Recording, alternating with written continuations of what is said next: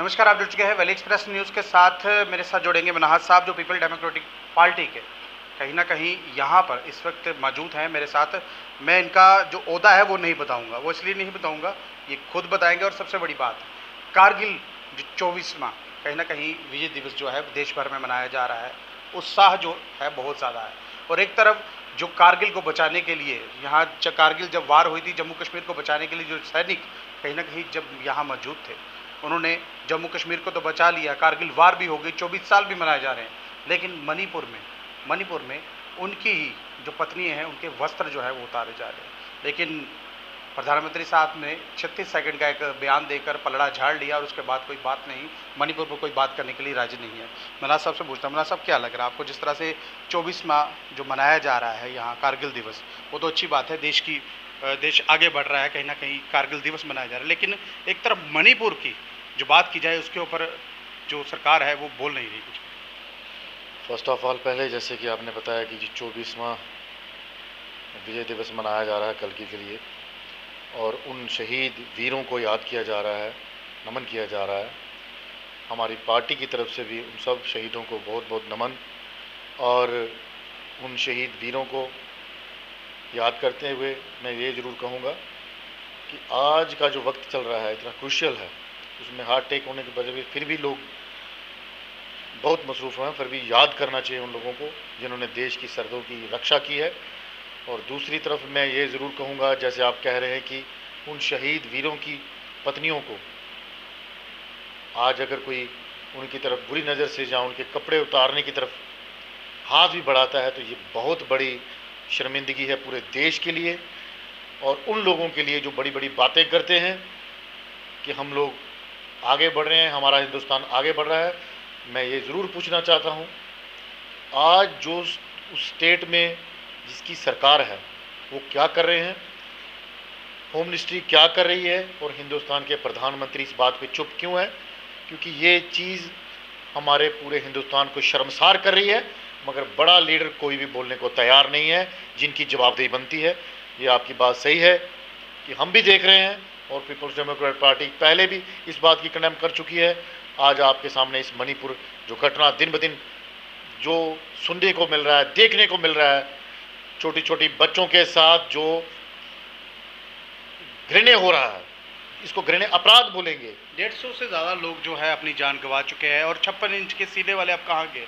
और ये कहते थे देश नहीं झुकने दूंगा, देश नहीं बिकने दूंगा, अब कहाँ गए वो लोग? मुझे लगता है इतनी इतनी बड़ी बातें करने वाले हमारे देश के प्रधानमंत्री को अपना गिरेबान देखना चाहिए कि मैंने जो शब्द बोले थे, आज मेरे देश के अंदर क्या हो रहा है। अगर हम देश के अंदर कंट्रोल नहीं कर पा रहे, एक स्टेट को कंट्रोल नहीं कर पा रहे, तो इस देश को क्या कंट्रोल करेंगे? अगर जो इनकी, मैं यही कहूँगा कि इनके बोए बीज हैं जो आज मणिपुर में हैं, कल कहीं दूसरी जगह होंगे, और एक दिन ये पूरे देश को पकड़ लेंगे। उससे पहले कि आग पूरे देश में फैले, ऐसा सब लोगों को सोचना चाहिए कि ऐसे पार्टी का, ऐसे जो सोच रखने वाले लोगों का क्या करना है।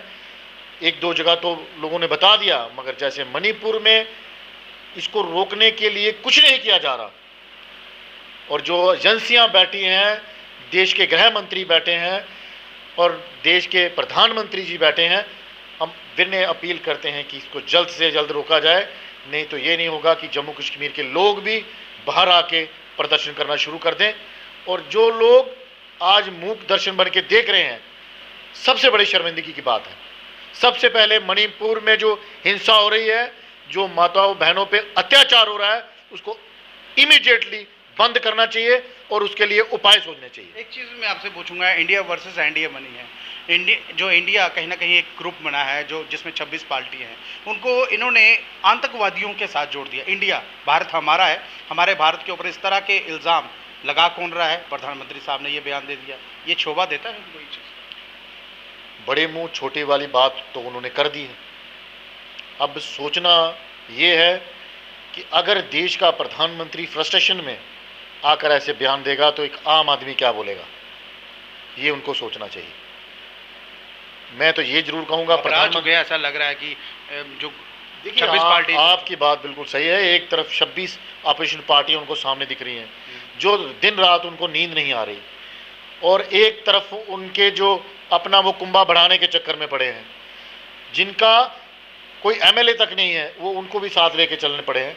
तो कहने का मतलब कहीं ना कहीं तो फ्रस्ट्रेशन है। 2 साल तक कोई पार्टी उनके साथ रही, वो बोलते थे एक अकेला सब पे भारी, अब एक अकेला 35 पार्टी लेके चल रहा है। मुझे लगता है जो माननीय खड़गे साहब ने इसका बयान संसद के अंदर भी दे दिया और बाहर भी दे दिया कि आज मोदी साहब को क्या ज़रूरत पड़ गई, एक अकेला सब पे भारी वाली बात है तो उनको क्या ज़रूरत पड़ गई, छोटे छोटे कुंभे को साथ लेके ज़रूरत पड़ गई। तो एक सामने दर्शाता है कि मोदी जी हमारे देश के प्रधानमंत्री, वो अपनी गरिमा का भी ख्याल रखें, मगर मुझे लगता है वो घबराहट में कुछ भी करे जा रहे हैं। उनको आज उनके जो सलाहकार हैं वो भी सलाह नहीं सही दे पा रहे, और जो दिन ब दिन गिरती राजनीति का स्तर हम देख रहे हैं, ये बड़ा दुर्भाग्यपूर्ण है। एक चीज़ पहले यहाँ पर भी थी, एक से एक देश एक संविधान। जम्मू कश्मीर को कहीं ना कहीं दिल्ली का अटूट अंग बनाने के लिए इन्होंने बहुत कुछ किया, लेकिन मणिपुर भी तो हमारा अटूट अंग है ना, हमारा ही अंग है ना, वो भारत का अंग है। लेकिन मणिपुर के लिए जब 150 लोगों की जान चली गई है, वहाँ पर जो वहाँ के चीफ मिनिस्टर हैं उनका रिजाइन तक नहीं मांगा जा रहा। देखिए, मुझे इस चीज़ का पूरा ज्ञात है कि जब ये स्टार्ट हुआ था तो हमारे माननीय प्रधानमंत्री जी बाहर चले गए, जापान चले गए और बाकी देशों का उन्होंने टूर किया, मगर मणिपुर के लोगों की सुध नहीं ली। तो यहाँ से दर्शाता है कि मोदी जी को अपने लोगों का कितना दुख है। आपने देखा होगा प्रधानमंत्री जितनी भी बाढ़ आई है, कहीं भी प्रधानमंत्री जी का कोई बाहर दौरा हुआ है, इसके ऊपर बुला के उन्होंने कोई मीटिंग की है, तो कहने का मतलब है उन्होंने मरने के लिए लोगों को छोड़ दिया है। कहीं ना कहीं पैर उनकी ज़मीन से उखड़ गए हैं, तो वो किसी का भी पता नहीं ले पा रहे, और जो उनके लोग उनके आगे पीछे हैं उससे वो बाहर नहीं आ पा रहे, इसलिए वो कोई सही तरीके का डिसीजन नहीं कर पा रहे। लेकिन यहाँ पर एक चीज़ और भी हुई मना साहब, कहीं ना कहीं कल जो आज राज्यसभा में एक बिल पारित होने वाला है एसटी का, कल होम मिनिस्टर साहब ने एक मीटिंग करके कह दिया कि जो गुजर बकरवाला है उसको दर्जा जो है वो दिया जाएगा। ऐसा नहीं लग रहा कि कुछ लोगों के साथ यहाँ पे क्रिटिसाइज हो जाएगा? अगर देखिए, अगर किसी एक व्यक्ति के पास कुछ है, उसका हिस्सा काट कर आप दूसरे को देंगे तो वो वाला क्या करेगा? देखिए जी, बड़ी जल्दी आपने देखा होगा 2 दिन के अंदर ही आनन फानन में इन्होंने कुछ किया है, मगर इसके पीछे कोई इनकी मंशा ठीक नहीं लग रही। कई कम्युनिटियों को इन्होंने नाराज कर लिया है, कईयों का ये साथ दे रहे हैं। इसका रिजल्ट तो थोड़े दिन के बाद आपको बाहर इसका रिएक्शन भी तो मिलेगा ना। तो जी जल्दबाजी का जो काम कर रहे हैं, तो मुझे ये लगता है कि कहीं ना कहीं ये बाहर की जो हालात है उसको दबाने की कोशिश की जा रही है, और जहाँ जो अंदरूनी हालात हैं कि इसके ऊपर लोग ना बोले, यहाँ जो परेशानियाँ हैं उसके ऊपर ना बोलें, इसलिए ये ऐसा कुछ हलचल करना चाहते हैं कि महीना 2 महीना डिस्टर्ब है, उसके बाद आएगी इलेक्शन आ जाएगी। पार्लियामेंट में विपक्ष की ओर से एक सवाल पूछा गया, कश्मीरी पंडित कम्युनिटी जो है जिसको ज़बरदस्ती कश्मीर में कहीं ना कहीं पीएम पैकेज एम्प्लॉयज़ को धकेला गया था। अब पार्लियामेंट से एक ऑर्डिनेंस पास हुआ है, कहीं ना कहीं इन्होंने नोटिस दिया हुआ है यहाँ की गवर्नमेंट को, और आनंद फानन में सबको ये बोल दिया गया है कि अब यहाँ की जो सरकार है, यहाँ के उपराज्यपाल है, उन्होंने दूरदर्शन को इंटरव्यू देके ये कहा कि हमने किसी को भेजा ही नहीं है, सब अपनी मर्जी से गए। देखिए, मैंने पहले भी कहा, इस एडमिनिस्ट्रेशन के अंदर पिछले 1 साल के पीछे चले जाइए तो आनन फानन में जो एडमिनिस्ट्रेशन का अपना था, इनका तालमेल ही नहीं था। जो हालात आप आज की बता रहे हैं, आज एलजी साहब ने जिस तरीके से रोज़ नए पे नया रूल आता जा रहा है, नए पे नया ये फरमान सुनाते जा रहे हैं, आज ई मीटर लगा दीजिए, कल वो दूसरा काम कर लीजिए, परसों 5 मरले प्लाट दे दीजिए, पर चौथ कहते हैं 2 लाख लोगों को देना है, फिर कहते हैं नहीं ये हमने लोकल लोगों के लिए किया है। तो कहने का मतलब कहीं ना कहीं ये कहीं तालमेल नहीं बैठ रहा, जो मनमर्जी में आ रहा करें। और तो ये भी कहते हैं कि जम्मू के लोग बिजली का बिल नहीं देते। एलजी साहब को ये पिछला रिकॉर्ड देखना चाहिए कि जम्मू के लोगों ने कब कितना बिल नहीं दिया। जब भी दिया तो जम्मू के लोगों पे बर्डन आया है, और आज ई मीटर यहाँ लग रहे हैं लोगों से। मुझे ये बताइए, जो अनपढ़ आदमी है वो कहाँ से बिल भरेगा मोबाइल का? आज भी आपने, मुझे पता है आप बहुत अच्छे पत्रकार हैं, आपने काफ़ी जगह इंटरव्यू लिए हैं लोगों के, मैं देख रहा था, तो उसके अंदर भी मैंने देखा कोई एक आदमी कह रहा था मुझे तो आता ही नहीं है, मैं कैसे करूँगा? तो वो कहते हैं डी साहब से बात कर लीजिए, डी क्या उनका ई बिल भरेगा? तो कहने का मतलब जो फरमान पीछे से ये तुगलकी फरमान है, ये करना है। मुझे लगता है कि ये जो भी कुछ हो रहा है जल्दबाजी में हो रहा है, प्रॉपर्टी टैक्स लगाना है, आज ये करना है, परसों वो करना है, तो लोगों की जेबों में डाका डाले जा रहे हैं, और बात कुछ नहीं है, यहाँ पर जो लोग इनके बीच में जो दलाल सिस्टम बढ़ा है, करप्शन पे तो नंबर 1 ये स्टेट आ चुकी है पहले ही। एलजी साहब उसके पे क्यों नहीं करते? जो बड़े बड़े ब्यूरोक्रेट्स हैं उनके जेबों को क्यों नहीं खंगालते? जो कल तक कहते थे हम उनको देखेंगे उनके जेबों में क्या है। मुझे बताइए, यहाँ का जो हालात है, जितने भी डिपार्टमेंट्स हैं, लोगों की फाइलें कैसे चल रही हैं, किसी भी डिपार्टमेंट में चले जाइए, मगर पारदर्शिता के हालात यहाँ पर इन्होंने करप्शन को नंबर 1 लाया। हम एलजी साहब से कहते हैं कि जो बड़े से बड़े ऑफिसर्स बैठे हैं और नीचे से ज़मीन तक बैठे हैं, आप उनकी खंगाल के तो देखिए, क्या करोड़ों रुपए की प्रॉपर्टी कहाँ से आ गई उनके पास, अरबों रुपए की, और जम्मू कश्मीर को लूटा जा रहा है, पूछने वाला कोई नहीं। मणिपुर पर भारतीय जनता पार्टी बोलने के लिए राजी नहीं है, जब बात की जाए तो कहीं ना कहीं सवाल घुमा देते हैं। आज बीजेपी की हिंदुस्तान के अंदर वो हालत हो चुकी है कि एक आम आदमी की जो आय, एक नॉर्मल आदमी था, वो आज गरीबी रेखा के पास पहुंच चुका है, मगर आगे आने वाला वक्त उसको सुनाई नहीं देख रहा। काम कम हो गया है, बिजनेस डेवलपमेंट कम हो गया है। मोदी जी जब से आए हैं, हमारी 10 साल हो गए हैं, 9 साल का डाटा तो मैं बता देता हूं आपको कि हमारे देश के ऊपर 52